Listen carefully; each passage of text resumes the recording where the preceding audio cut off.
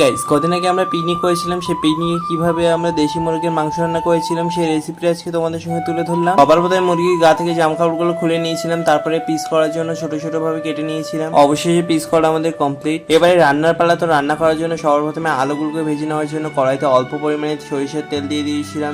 আলুগুলোকে কড়ার মধ্যে দিয়ে দিয়েছিলাম। এবার এর মধ্যে দিয়ে দেবো অল্প করে লবণ আর হলুদ গুঁড়ো দিয়ে ভালো করে লাল লাল করে ভেজে নিয়ে তারপরে কড়া থেকে তুলে নেবো। আলু ভাজার পরে কিছুটা তেল বেঁচে গেছিল, ওই তেলের মধ্যে আর কিছু তেল অ্যাড করে দিয়েছিলাম। তো তেলটা গরম হয়ে উঠলে এর মধ্যে দিয়ে দেবো লবঙ্গ, দারুচিনি, এলাচ আর তেজপাতা। পরে দিয়ে দেবো পেঁয়াজ কুচি। পেঁয়াজ কুচিটা লাল লাল হয়ে আসলে এর মধ্যে দিয়ে দেবো আদা রসুনের পেস্ট। আদা রসুন দেওয়া হয়ে গেলে তারপরে সেই মাংসগুলো এর মধ্যে দিয়ে দেবো। পরে এর মধ্যে কিছু গুঁড়ো মশলা অ্যাড করবো, যেমন লবণ, হলুদ, লঙ্কা গুঁড়ো, ধনে জিরে, মরিচ গুঁড়ো, কাশ্মীরি লঙ্কা গুঁড়ো। এবারে এর মধ্যে দেবো কষানোর মতো জল। তো জলটা আস্তে আস্তে মরে আসলে এবার এর মধ্যে দিয়ে দেবো সেই ভেজে রাখা আলুগুলো। আলুটা দেওয়ার পরে ভালো করে কষিয়ে নেবো। কষানো হয়ে গেলে এবার এর মধ্যে দিয়ে দেবো ঝোল রাখার জন্য জল। এইভাবে আমরা পিকনিকে মুরগির মাংস রান্না করেছিলাম। তোমরা চাইলে একবার বানিয়ে দেখতে পারো।